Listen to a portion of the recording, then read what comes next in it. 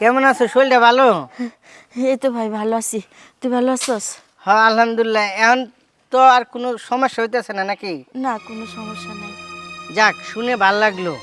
ছেলে এবং ছেলের বউরা মেনে নিছে, তাহলে আমার হুমকিটা কাজে লাগছে। ভাই রে, বারবার তোর কাছে নালিশ করতেও আমার খারাপ লাগে। কেন আপা, আবার কি হয়েছে? আমার দুই পোলা আমারে ভাগ করে নিছে। ভাগ করে নিছে মানে?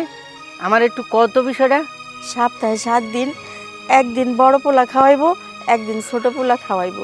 ঠিক আছে আপা, খাওয়াক, সেটা তো ভালো কথা, এনে তো কোনো সমস্যা দেখতেছি না। সপ্তাহে তো 7 দিন, তারা 6 দিন খাওয়ায়, আর একদিন আমার রোজা থাকতে হয়। হ্যাঁ হ্যাঁ, কও কি?